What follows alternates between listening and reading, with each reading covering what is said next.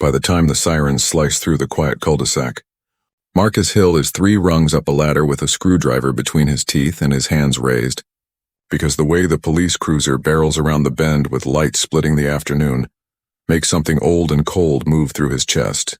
And even though he is not the one who did anything wrong, even though this is his house and his rooter and his name on the closing documents, he has learned that staying very still is how a man stays alive when a mistake has been made about him. The ladder wobbles as a gust skims the maple leaves, and the smell of cut grass mingles with hot asphalt. And across the street, behind a thin veil of lace curtains, Karen Weller clutches her phone like a lifeline and whispers to the dispatcher that there is a black man messing with wires at number 42, and she does not recognize him, and yes, she is sure he looks like he is breaking in, her voice a quiver of civic duty and something harder and older, something she has never put a name to, while her heart thuds with the remembered authority of her late husband's badge that once sat on their mantle like proof the world could be kept in order if someone would simply make the call. Marcus knows how this will look before the doors even slam open, and he keeps his gaze level, not on the officers but on the small square of sunlight painting the siding just beyond the rooter box that the builder, in his wisdom or laziness, placed outside where weather chews at it and where a man must climb a ladder like a target to replace a frayed coax line. And he thinks of Amara inside with her headphones on, humming to the lo-fi track she uses to study. And he thinks of the almond cookies cooling on the counter because she likes them soft and he likes them crisp. And he promised to split the batch so they could both be right. And he thinks of the mortgage and the faith it took to move into a street of trimmed hedges and bird feeders, promising ordinary peace. And then the first officer plants his boots in the lawn, and the second officer's hand rides high on the grip of his holster, and the air turns fragile. "Sir, step down now, step down slowly," the older one calls, voice stiff with the cadence of training and lawsuits past. And Marcus nods, feeling the ancient script in his bones. The choreography he did not write. And he keeps the screwdriver visible, and he says, "I am going to put this in the box and come down." Okay, and he speaks in a tone he once used when coaxing a scared dog out from under a porch, gentle and even. Because tone is currency in moments like these, and he has no interest in bankruptcy. And the ladder creaks while the younger officer circles wide, scanning windows and shadows as if a second intruder might spring from the hydrangeas. Inside the house, a chair scrapes, and Amara's voice, bright with the unguarded trust of a 17-year-old who still believes the world listens when you tell the truth, rises through the open window. "Dad, do you need the smaller Phillips?" And then she sees the cars and the posture of the men, and the way her father's shoulders lower but his chin stays high. And she is out the door in an instant with socks skidding on the hardwood and the screen squealing on its tired spring. And she shouts he lives here as if the sentence is a spell that can unmake fear, her braid bouncing against her back, her face unpainted and fierce. Karen flinches at the girl's voice and tells herself this is how bold they are now. How slick. How they use children to confuse you. How the world has softened and you have to be twice as vigilant because evil is polite and smiles at your hydrangeas. And underneath that panicked logic, another thought stirs. The treacherous possibility that she might have been wrong.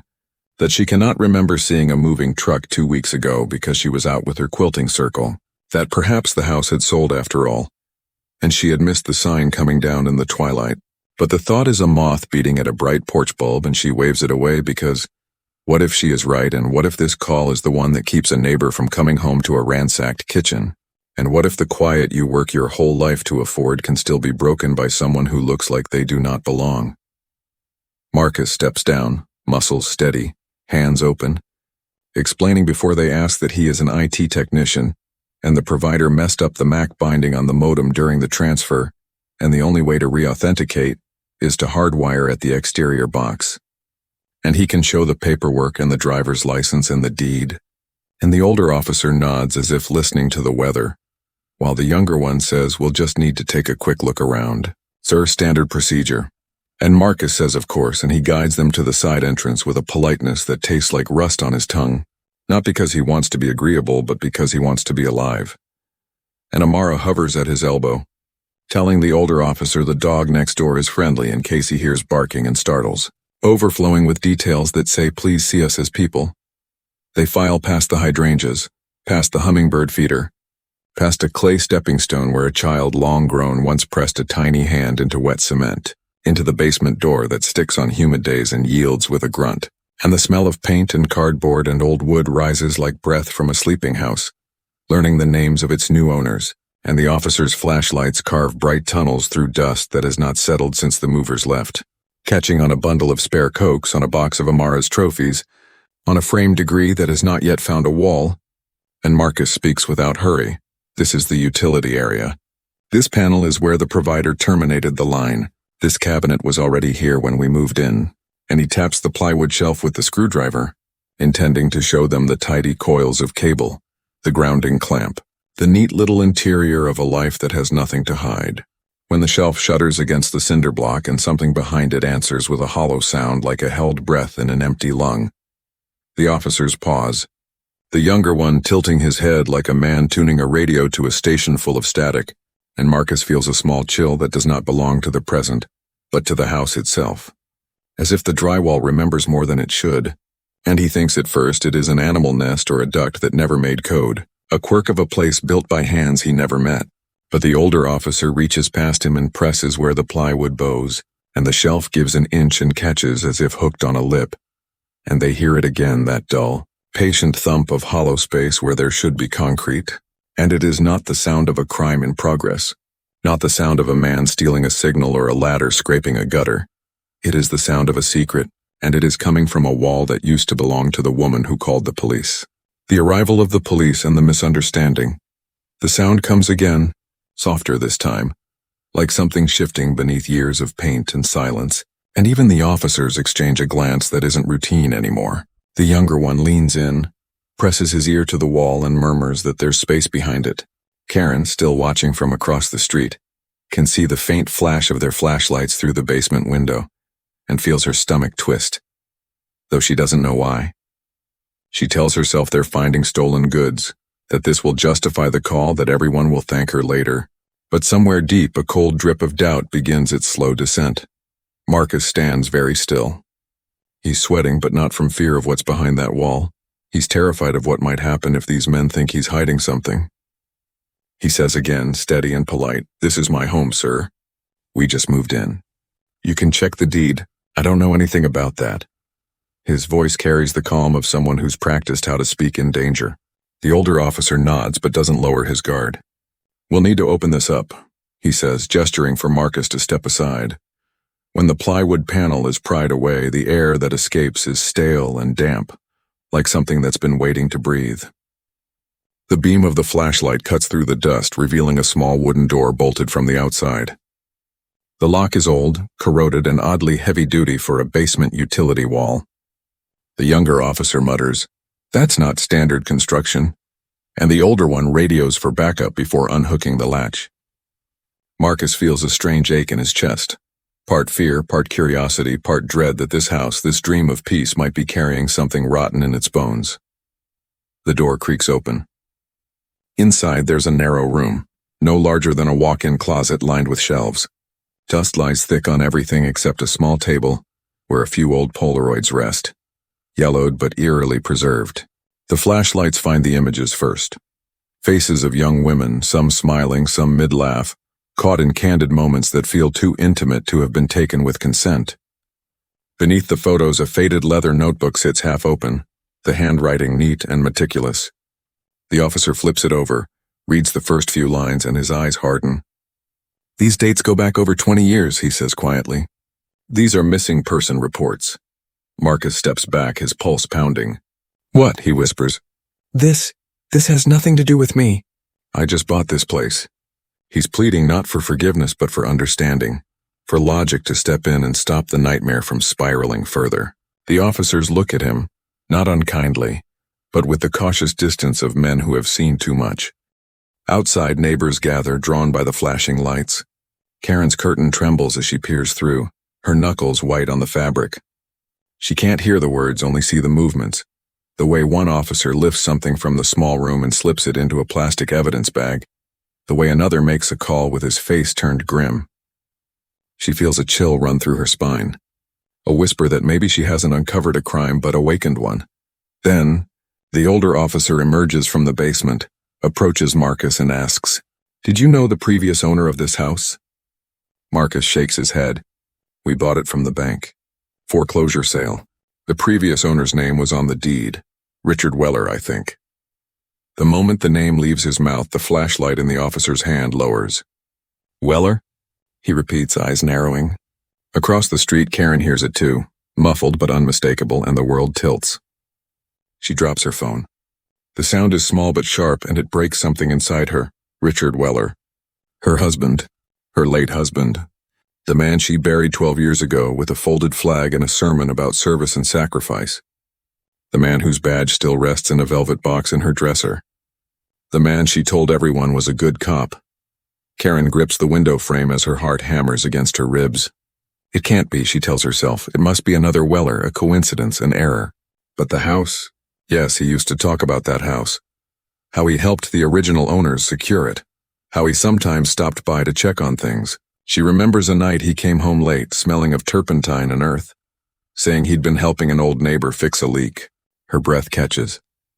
Across the lawn, one officer leads Marcus aside, saying he'll need to come down to the station to make a statement while they check records. Marcus protests but complies, calm but visibly wounded, and Amara's voice cracks when she pleads, "He didn't do anything." The older officer softens, saying, "We know, miss. This is just protocol." But his tone carries unease. Karen backs away from the window, her mind unraveling, her throat dry. The sirens fade, replaced by murmurs and the electric buzz of streetlights flickering on. The truth, once so simple, bad man, good call, is dissolving. And for the first time she wonders not what Marcus might have been doing, but what her husband might have done in that house long before Marcus ever arrived. She sinks into her armchair, clutching the photo on the mantel, Richard in uniform, smiling. The smile that once meant safety now looks like a mask. And outside, in the darkening street, Marcus's ladder still leans against the wall, one rung bent, the router dangling by its wire, its blinking light flickering like a heartbeat caught between signals, between truth and illusion, between the past and what's about to be revealed, the hidden room and the mysterious discovery. The next morning, sunlight creeps across the Hill residence like an intruder testing the locks. Marcus hasn't slept. Every creak of the house sounds different now, as if the walls themselves have stories to tell that he never asked to hear. The police had cordoned off the basement overnight, yellow tape fluttering across the doorway. Amara lies curled on the couch upstairs, her textbooks open but unread, her face pale and drawn. When she finally whispered, "Are we in trouble, Dad?" The only answer Marcus could offer was the one that costs a man something every time he says it. "No, baby. We didn't do anything wrong." Across the street, Karen Weller watches the scene from behind her curtains, her heart drumming against her ribs. Her phone has been ringing since dawn. Reporters, neighbors, even her pastor. But she can't pick it up. Every voice sounds like accusation. She replays the previous day in her mind, over and over. The way she stood by the window with self-righteous certainty. Now the words she spoke to the 911 dispatcher echo like a curse. There's a black man messing with the wires. And the memory burns. Because she realizes that in trying to protect the neighborhood, she might have opened a door that was never meant to be opened. At 9 a.m., Detective Elena Ross steps out of an unmarked sedan, a woman in her 40s with tired eyes and a measured voice that can turn steel cold when necessary. She introduces herself to Marcus, firm handshake, no nonsense. "We're going to need a few minutes in your basement," she says. "We found some things last night that require forensics." Marcus nods and steps aside, still wearing the same clothes from yesterday. "Do what you need," he says quietly. Ross and her team move with clinical precision, dusting, photographing, marking.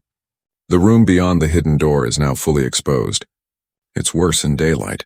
The Polaroids that had looked like simple snapshots now appear invasive, their edges curling with age.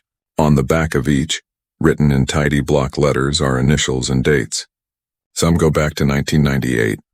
One photo shows a teenage girl in a school uniform, a logo faintly visible on the blazer. Ross frowns, jotting something in her notebook. A small chest is pulled from under the table. Inside, they find old VHS tapes labeled with cryptic titles: Project Sunshine, Interview 04, W Session. The detective's jaw tightens. "This isn't burglary stuff," she mutters to her partner. "This is organized documentation." Marcus watches from the top of the stairs, his stomach twisting. "Do you know who lived here before?" Ross asks without looking up. Marcus answers, "A man named Richard Weller. I never met him. Just saw the name on the deed history." When Ross turns to face him, her expression shifts. Richard Weller was an officer, retired after internal investigations into missing evidence. Never charged, but there were rumors. Upstairs, Amara overhears the word rumors and comes down quietly. Her eyes dart around the basement. The yellow tape, the boxes, the flashlights. Is he the husband of that lady across the street? She asks, pointing toward Karen's house. Ross nods slowly. Yes, did you ever meet her? She called the cops on my dad, Amara says bitterly. Ross pauses, then sighs. Sometimes people think they see danger where there isn't any. But sometimes they stumble right into it. Across the street, Karen stands at her sink staring at the old photograph on her windowsill. Her husband in uniform, his arm around her, both of them smiling at a barbecue years ago. She remembers how he used to disappear for long hours, sometimes coming home smelling like bleach or gasoline, saying he had department work. She remembers how he insisted no one was allowed in the basement, claiming there was asbestos. And she remembers something else. A girl who vanished from the next block when she was still teaching 5th grade. The police questioned everyone. Richard volunteered to help. That was the first time she noticed how calm he seemed when everyone else was afraid. Her knees weaken as the realization coils through her.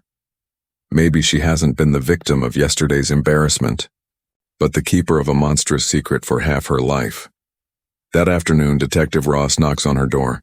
Karen opens it with trembling hands. "Mrs. Weller," Ross says evenly, "we're revisiting a few cold cases. Your husband's name has come up in connection to this property. I need to ask if you're aware of any storage spaces he might have used." Karen blinks rapidly, then shakes her head. He said it was just tools. He told me not to go down there because of mold.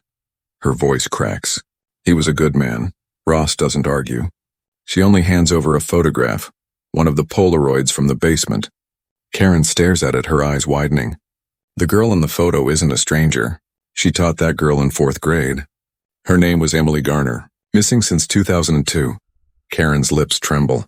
"He told me they never found her," she whispers. Ross nods. "Maybe now we know why."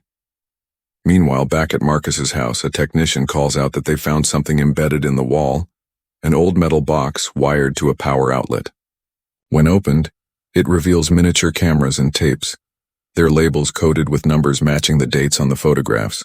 The basement wasn't just a hiding place, it was a surveillance hub. Marcus feels sick.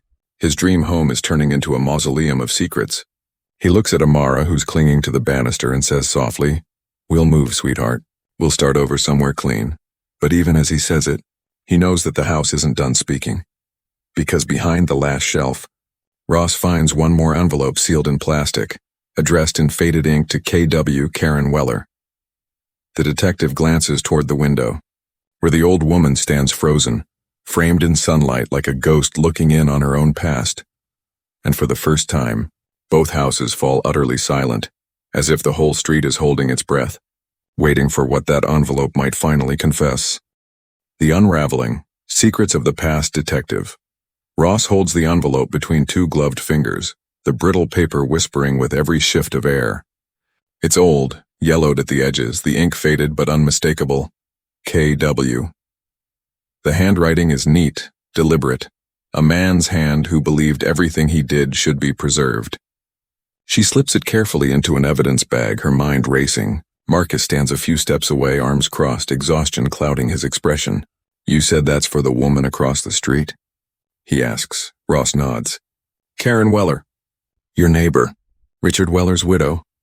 Marcus exhales slowly, the name still heavy in the air. "I think it's time she knew what's in it." Across the street, Karen sits at her kitchen table, the old badge lying before her like an unblinking eye.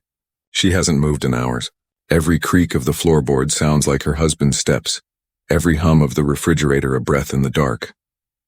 She keeps telling herself that the Richard she knew couldn't have done something monstrous, but the faces in those Polaroids, the children, the women, they won't leave her mind.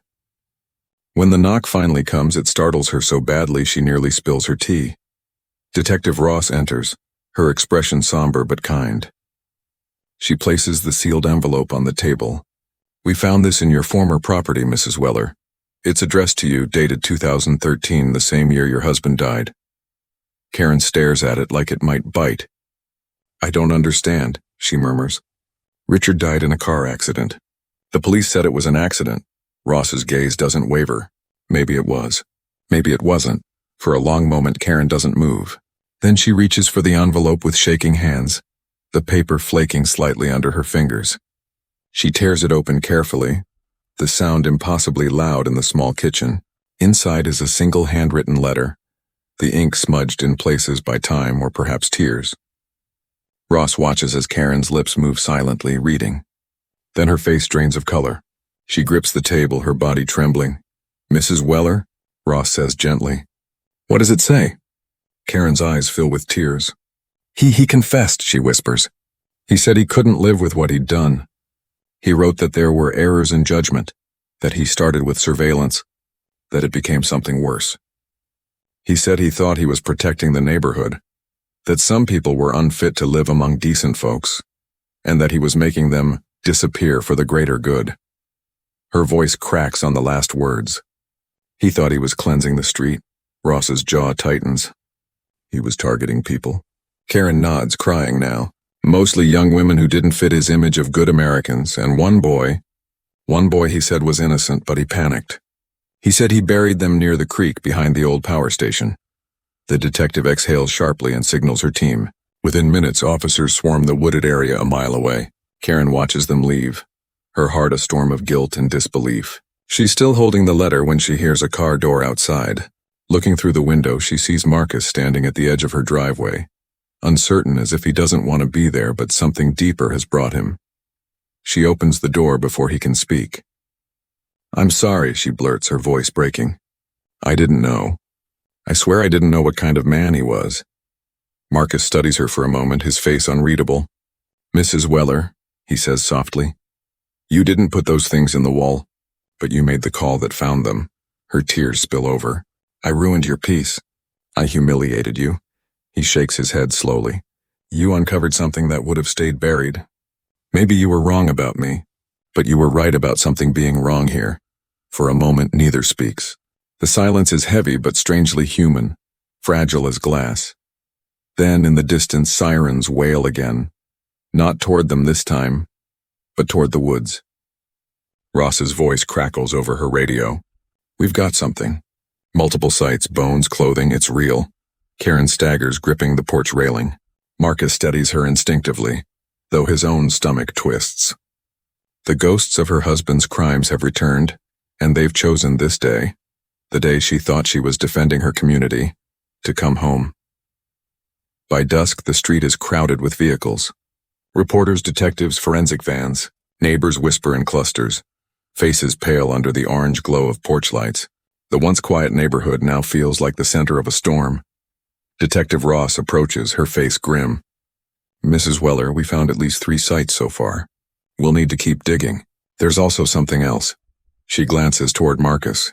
Your husband's car, the one that was supposedly wrecked in 2013? It wasn't just an accident. We found traces of accelerant. Someone set it on fire intentionally. Karen stares, stunned. You mean he killed himself? Ross shakes her head. Maybe, or maybe someone else helped him disappear. A long silence falls, broken only by the sound of distant sirens and the soft click of cameras. Karen's mind reels. If Richard didn't die by accident, who did? What if the man she buried wasn't her husband at all? The thought chills her to the bone. Ross turns toward Marcus. We're reopening the Weller file. Until we know more, I suggest you and your daughter stay somewhere else for a while. Marcus nods. He glances at Karen one last time, compassion and sorrow crossing his face. For what it's worth, he says quietly, I think he wanted someone to find all this. Maybe you were the only one he knew would call the cops. Karen looks up, her eyes red but resolute. Then maybe my punishment, she says, is knowing that I was right for all the wrong reasons. As Ross walks away, the forensic lights cast eerie blue shadows across both houses. The street that once symbolized safety now looks like a stage set for confession. Karen stands at her doorway long after the officers leave, clutching her husband's letter. The night wind lifts the curtain behind her, and for just a moment, she swears she hears his voice, a faint whisper of laughter, half apology, half threat. And from somewhere deep beneath the soil where the creek bends, the earth itself seems to sigh, as if it too has been holding a secret too long. Truth, guilt, and redemption by morning, the neighborhood is unrecognizable. Yellow tape ripples through the breeze like a warning banner from a battlefield, long after the fighting's done. Satellite trucks idle along the curb. Reporters with tired eyes and perfect hair murmur into microphones about the suburban horror in East Atlanta. For the first time in her life, Karen Weller doesn't draw her curtains. She doesn't try to hide. She sits in her living room, hands clasped around a cold cup of coffee, listening to her name on every channel. Karen Weller, widow of disgraced Officer Richard Weller, whose hidden basement may reveal a series of abductions spanning nearly 2 decades. Every word slices through her like broken glass. Across the street, Marcus packs boxes with a grim efficiency. He wants to leave this place, not just the house, but the memory of it, the nightmare stitched to every brick. Yet he moves slowly, weighed down by something heavier than fear. Every so often he pauses to look out the window, where Amara sits on the porch steps hugging her knees, earbuds dangling uselessly around her neck. The girl who once hummed to every song now just stares at the ground, as if listening for the heartbeat of a house that betrayed her trust. When Detective Ross arrives that afternoon, she looks more like a storm than a woman. Dark circles under her eyes, sleeves rolled up, jaw clenched. "We confirmed 4 victims," she tells Marcus quietly. "All linked to your property. There may be more in surrounding lots. The FBI is taking over." Marcus nods, expression calm but hollow. "And Karen?" he asks. Ross sighs. "She's cooperating. The letter she found, it's the key. But there's something she didn't tell you yet." Across the street, Karen watches them through her front window. She's pale, almost translucent under the morning light. She's been reliving every conversation she ever had with her husband. The long drives he took at night. The cryptic notes in his study. The way he'd smile when the news mentioned a missing person, saying some people bring chaos, and chaos must be managed. She thought it was just talk, the grumbling of an old-school cop hardened by too many bad years. Now she knows it was confession disguised as philosophy. A knock startles her. It's Marcus. He stands on her porch, a figure of quiet strength, but his eyes burn with pain that isn't entirely his own. She opens the door without words. He steps inside, setting down a folder Ross gave him. Inside are photographs, reports, Richard's handwriting. Karen can't look. "Why are you showing me this?" she whispers. "Because you need to see what he did," Marcus says, his voice calm but trembling beneath. "Because I need to see the woman who called the cops on me understand what that call really uncovered." Karen lifts her eyes, tears gathering. "I destroyed your peace," he shakes his head. "You exposed something bigger than me, or you, or this street. You didn't destroy my peace, and you just showed me what it costs." She studies him for a long moment. "How can you even stand here?" "Because anger's heavy," he says softly, "and I'm tired of carrying what's not mine." The words hang between them like fragile truce. Then from the hallway, a small box clatters to the floor, one Karen hasn't touched in years. Inside are Richard's medals, his badge, and a single unlabeled key. She stares at it, confused. "That wasn't here yesterday," she murmurs. Marcus leans in. The key is small, old-fashioned, with rust at the teeth. Ross arrives moments later, her instincts sharp. "That's not an evidence tag." "Where'd you find it?" Karen holds it out. "It fell. I swear I've never seen it." Ross studies the key, then her expression shifts. "There's a storage unit under his name, one we couldn't access yesterday. This might be it." Within an hour, they're standing in a nondescript facility near the highway. Rows of identical doors stretch endlessly, each one a vault of forgotten lives. When the key turns, the metal door groans open to reveal boxes stacked like tombstones. Inside are reels of film, notebooks, and a leather-bound journal labeled The Clean Street Project. Ross flips through the first few pages, her lips thinning. He documented everything, every person he stalked, every operation. He believed he was cleansing society of undesirables, addicts, runaways, single mothers. But there's something else. She turns another page and freezes. This entry's dated after his supposed death. Karen's hand flies to her mouth. "After?" Ross nods. Someone else continued this. Same handwriting. But the paper's newer, the ink fresh. She holds the page up. This wasn't just Richard. Marcus feels the ground tilt beneath him. You mean someone's still out there? Before Ross can answer, her radio crackles. A voice from the dig site, urgent, breathless. Detective, we've got another burial, recent. Weeks old. Karen staggers backward, her face ghost white. No, she whispers. No, he's dead. He's dead, Ross looks at her. Maybe not. Or maybe he trained someone to finish his work. The words hit like thunder. Marcus stares at the journal. The ink still dark, the lines too clean for a decade-old pen. A fresh note sits near the back. When one hand is gone, the other must carry the burden. The street must stay clean. Karen begins to cry, a sound raw and guttural, the kind that empties a soul. He had a brother, she chokes out. Harold. He disappeared after the funeral. He said Richard's mission wasn't finished. Ross's face hardens. Then we have a new suspect. Marcus looks from the detective to Karen, two women bound by guilt and grief, and realizes the story isn't over. The evil that started beneath his home might still be walking the same streets. As they leave the storage facility, wind howls through the corridor, slamming doors one by one until only theirs remains open, the journal on the floor fluttering in the draft. The last page flips by itself, revealing one more message scrawled in trembling ink. The next one always thinks they're innocent. Karen shudders, clutching her coat. Ross orders her team to secure the scene, but Marcus can't shake the feeling that somewhere, someone is watching. Someone who knows the investigation isn't just about the past anymore.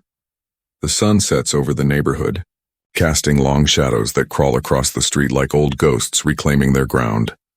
And as darkness settles, a single porch light flickers on in Karen's house, though she swears she never touched the switch. Would you like me to continue with part 6? The shocking but satisfying ending next, where all threads converge and the final truth delivers the story's emotional and moral closure. The shocking but satisfying ending. The storm rolled in that night like a verdict. Thunder growled over East Atlanta, and rain hammered the street that once prided itself on its silence. The reporters had left. The cops too.